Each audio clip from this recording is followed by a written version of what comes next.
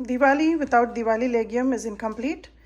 I have learnt it from my grandmother, and life is a little easy when the Legyam powder comes ready-made. Let me show you how to prepare this. Diwali is incomplete without preparing the Diwali Marundu or the Legyam, or in common terms, we've all grown up eating Chavamprash. This is a version of that. Here I have the ingredients for it. This is 500 grams of the Legyam powder, which is ready-made and it is available. I usually source it from India. This is 400 grams of Jaggery powder. This is almost a big size of ginger. You can say about 1.5 cups of crushed ginger. This I'm going to grind it further and take out the juice. Ghee I'm going to use about 1 cup. Sesame seed oil about 1 cup. This is the brand which I usually get, and they list all the Ayurvedic herbs that we use in this powder. I'm going to link the picture here. I'm going to add the ginger to my mixie jar. Add about half a cup of water and make a fine paste out of it.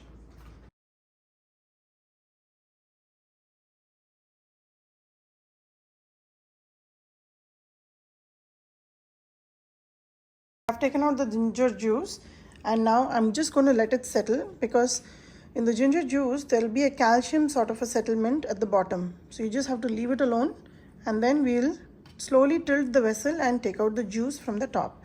We're not going to use the calcium settling that is going to come at the bottom of this juice.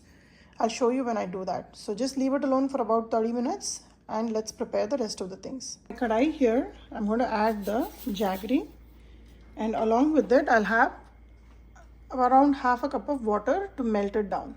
Let's add around 1 cup of water because it's a larger quantity. So just let it melt completely, dissolve in the water and come to a rolling boil. I'm not trying to have any string-like consistency, just want it to melt well and boil. After straining the ginger juice, I have all the residue here, and I have transferred the ginger juice to a measuring cup. Now here, if you notice, it will start having a calcium-like sediment at the bottom. We are going to let that be, but use the juice that is going to come up. This is close to 1.5 cups right now.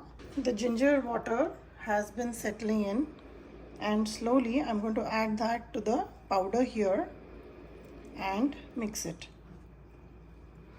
This requires to be mixed so that it can form a nice little thick dough.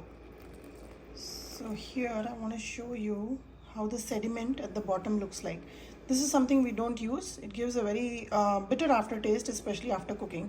So we'll remove that and mix this juice along with this powder.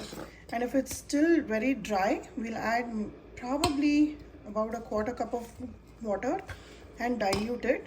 It needs to be like a dough, a thick dough.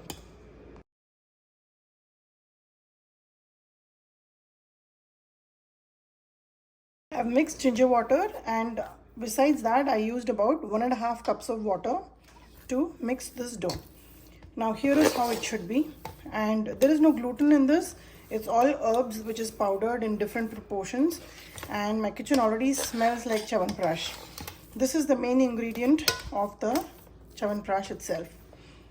The kadai here, I had turned off the gas because the jaggery powder had melted in the water and it did come to a rolling boil.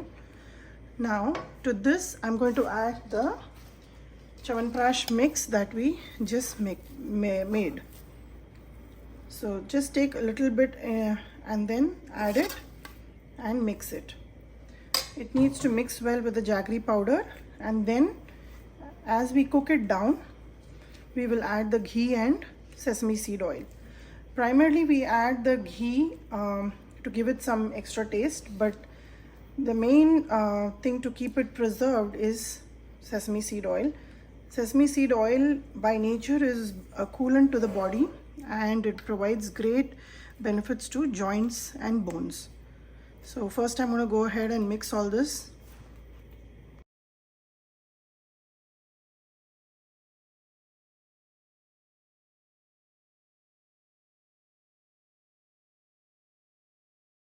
Once you've mixed everything with the jaggery liquid, You can taste and see. If it's very spicy, you can still add some jaggery.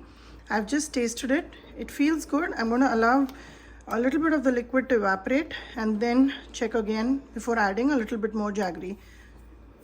Usually the ratio for the powder along with jaggery is about 1:1/2. But sometimes if it is very spicy, then you can even keep it as equal, 1:1. After mixing, I'm going to eyeball around 1/2 cup of sesame seed oil to this mix. And this will help bring everything together and become even. It will start giving you the texture of a Chavamprash altogether. And just towards the end, we will add some ghee just for some flavor.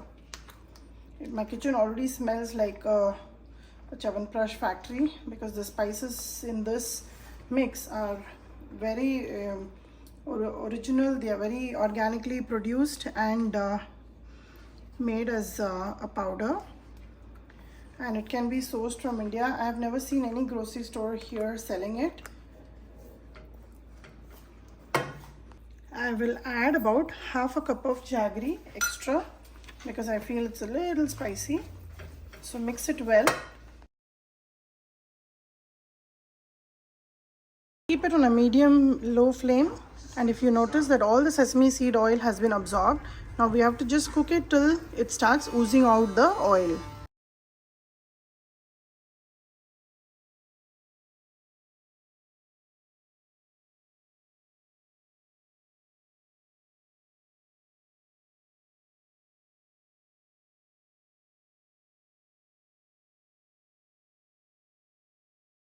The Chavamprash has been cooking, and if you notice on the sides, it's slowly starting to lose the oil, and it's also becoming nice and thick where it's becoming a soft dough ball sort of a consistency.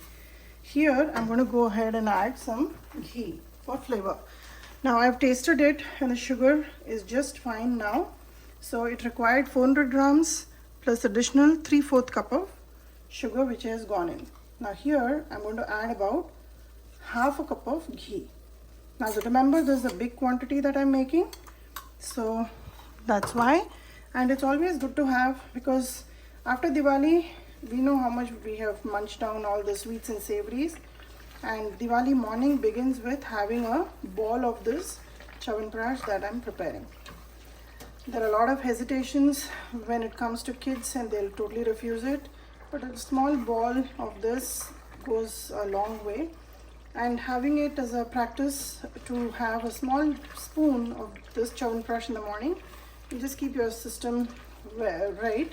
And especially in winters when we tend to be in the heater all the time and we tend to consume a lot of fatty food like parathas and heavy duty items like sweets and savories, especially with all the holiday season, it's good to have Chavamprash in the morning.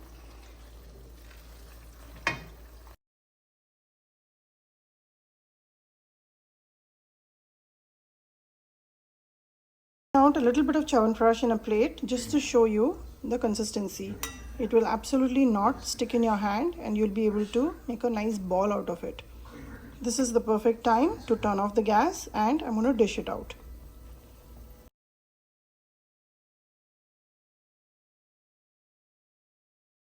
Diwali Marundu is ready. After it completely cools down, I'm going to do an individual portion size to distribute with my friends. Let's pack Diwali Marundu for Diwali distribution.